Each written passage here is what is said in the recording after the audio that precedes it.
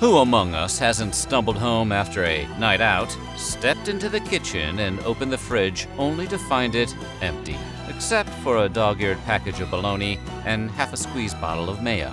Do you sulk? Let the refrigerator door swing shut while you mope off to bed? But what is bologna? You eat it, you love it, but can you wax poetic about it? Today on Weird History Food, we're going to talk about the history of bologna. But before we sharpen our knives, be sure to subscribe to the Weird History Food channel.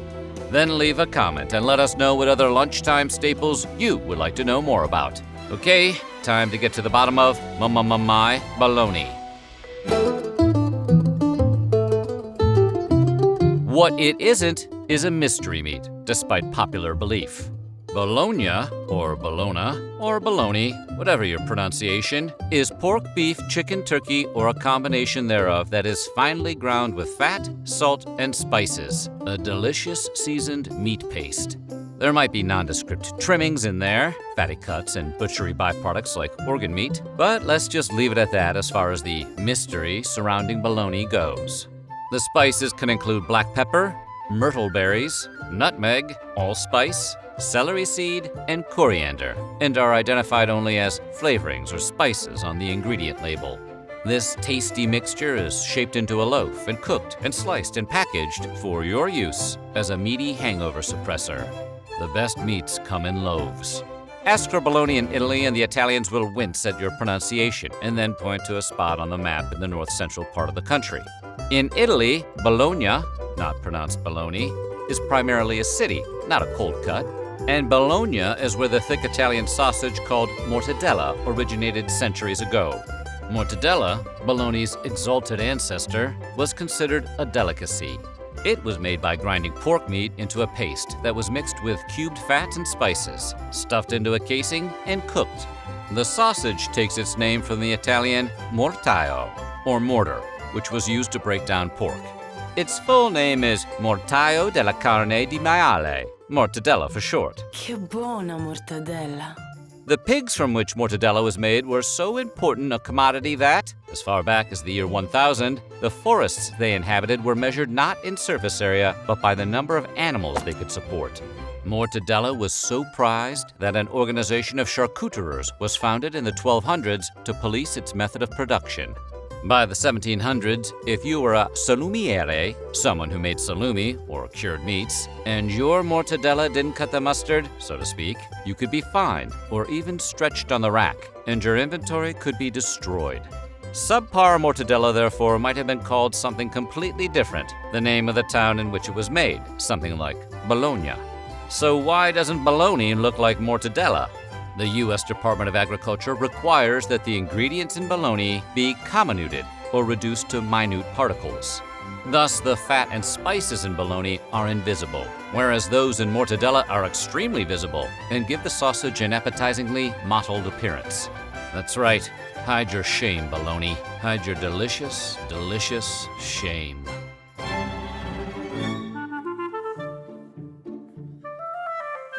We've determined that our pink paste subject was probably named for the city in which it, or its predecessor, mortadella, was born. But in Italy, that city is pronounced Bologna, so why do we call this sweetmeat bologna? Linguist Mark Lieberman's theory postulates that anglicized pronunciations of Italian place names like Italia, Sicilia, and Lombardia become clipped. So Italia becomes Italy, Sicilia becomes Sicily, and so on. Lieberman also points out that the city of Bologna was called Bologna way back in the day. So it sounds plausible that Bologna might be an anglicized version of the city's name. Bologna. Baloney. Other theories cite early Italian Americans' penchant for shortening or changing the pronunciation of Italian words as they imported them into American English dialect. Take, for example, rigat for ricotta, or prosciutto for prosciutto. It could be that Bologna was shortened to Bologne, and eventually the Y was tacked on at the end. Or perhaps the pronunciation change was as simple as the influence of the British word blarney, or the widespread Irish name Maloney, both of which would have been common words around the time the pronunciation change happened. Whatever the origin, lexicographer Ben Zimmer notes that the knee pronunciation of the sausage was widely used in the 19th century, around the time other Italian place names were likely being anglicized. A humor piece being published in 1857 referring to Baloney sausage is the earliest example he's found. Sounds like a Chicago beat cop ordering lunch. The point is, nobody really knows how the change in pronunciation came about.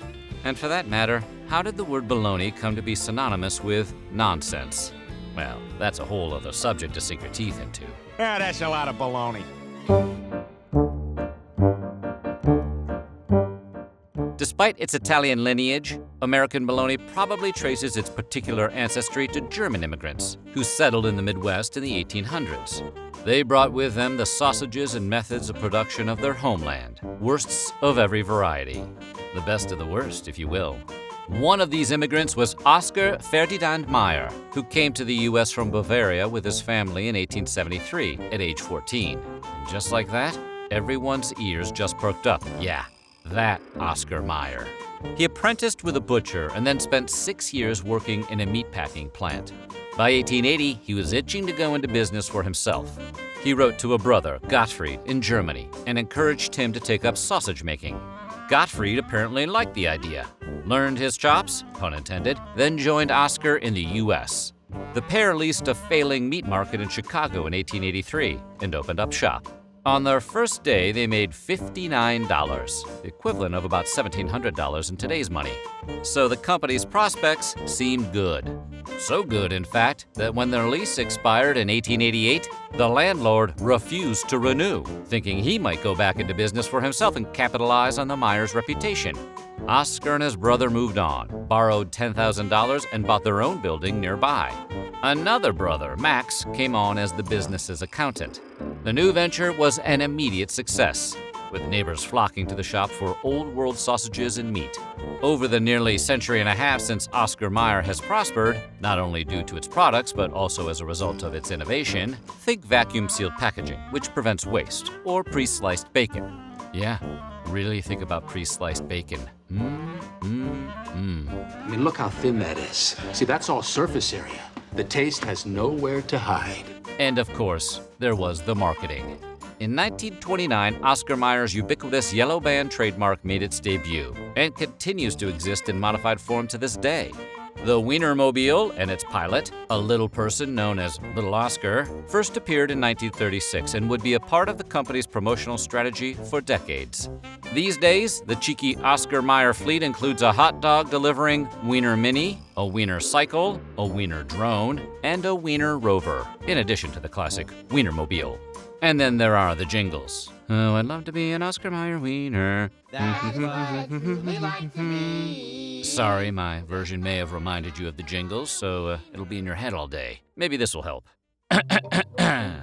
My baloney has a first name. Do do do do do do. I always wanted to punch that kid.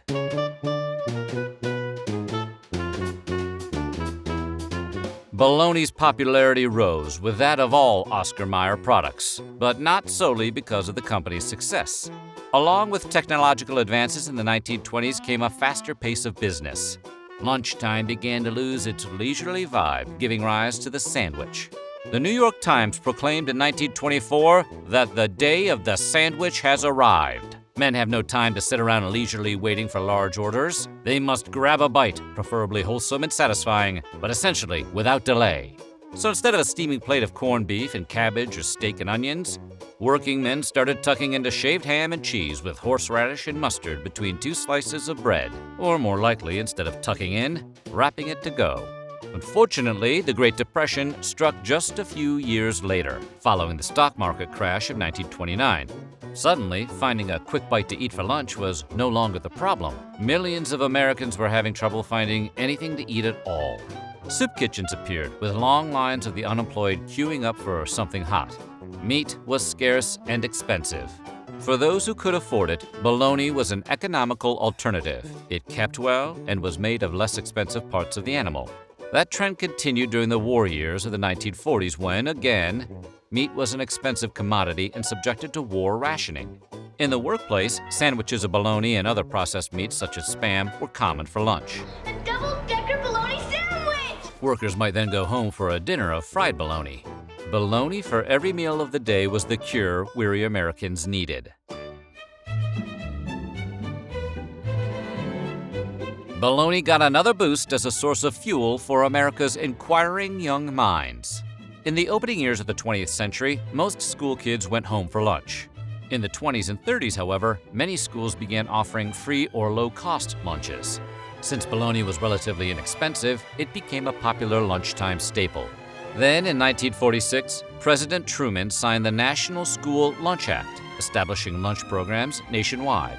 Bologna fit the bill nicely. It was relatively cheap, filling, and easy to prepare, favored by students and harried lunch ladies alike.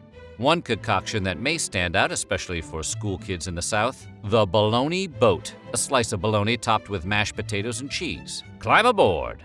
The mid-20th century also saw the rise of refrigeration and grocery store refrigerated sections.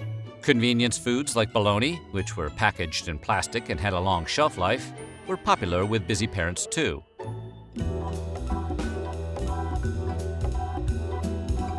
But flavor and freshness do not always equate to a food's health benefits. For this and other reasons, not everybody is a bologna fan. I hate bologna, like more than anything else in the world. Oh! Spit it out. No doubt, some of those school kids gagged on bologna sandwich day. And more than one prison riot has been blamed on the meals inmates are fed, many of which include cold bologna sandwiches, sometimes more than once a day. Bologna contains high amounts of sodium, fat, and disconcerting-sounding ingredients like potassium acetate and sodium erythorbate. Potassium acetate is used as a preservative and acidity regulator in food. But another of its applications is as a runway de-icer, icy deliciousness. The World Health Organization has classified processed meats like bologna, sausages, and deli ham as a Group 1 carcinogen, which means that there's evidence that processed meats can increase your risk of cancer, especially of the bowel and stomach. So bologna is probably not an everyday food, if you're paying attention to your intake of salt, fat, and preservatives. Despite its questionable health benefits and its reputation as cheap, processed junk food, bologna still finds its way onto the menu of butcher shops and fine dining establishments across America. Today, there are plenty of places to get high-end bologna. The Midwest is studded with old-world-type sausage makers that sling the meat, like Usinger's in Milwaukee, Wisconsin, Frick's Quality Meats in Washington, Missouri, Kogel's in Flint, Michigan, and the list goes on. With all that delicious bologna at their disposal, it's only natural that chefs across the country would be putting it to use. Fried bologna sandwiches? We got them. Thick-cut, thin-shaved American cheese or cheddar. What's your pleasure? There are bologna salad sandwiches, German pasta salad with bologna, even mini corn dogs called French poodles, which incorporate that Midwestern classic, ring bologna. In 2017, Bon Appetit named New Orleans restaurant Turkey and the Wolf the best restaurant of the year. The restaurant's fried bologna sandwich in particular received an extremely enthusiastic review from critic Andy Knowlton, who wrote, "Chef-owner Mason Hereford's take on a bologna sandwich had nothing in common with the mayo and Wonder Bread ones I grew up eating. In his, 3 slices of locally made bologna were griddle-fried, blanketed in American cheese, and stacked on thick-cut, butter-griddled Pullman slices with house-made hot mustard, Duke's brand mayo, and shreddus, what Mason calls shredded lettuce. It was further crunchified with 2 fistfuls of vinegar-brined potato chips." That does sound like a pretty damn good sandwich. Chef Matt Bolus, who runs restaurants in Nashville and Louisville, summed up bologna this way: "Fried bologna is good for your soul. Cold bologna can be just as delicious when done right. I mean, really, all bologna is good for the soul. It's the food of the people. Bologna, the soulful deli meat of the people. What's good for the soul is also good for the complexion, right?" Bologna's popularity as a comfort food item isn't limited to menus. Oscar Mayer is upping its bologna game with a recent foray into the world of skincare, with the officially branded Oscar Mayer Bologna Hydrogel Sheet Face Mask. Hey, maybe that de-icer will strip the wrinkles from your complexion. An Oscar Mayer marketing exec says the meaty facializer is inspired by those who used to playfully make masks out of their bologna as kids. This product was born as a modern-day way to spark smiles for fans of Oscar Meyer and beauty enthusiasts alike. And hey, if the masks are sold out, you can always make yours the old-fashioned way. So what do you think? Bologna good or bologna great? Let us know in the comments below. And while you're at it, check out some of these other weird history food videos.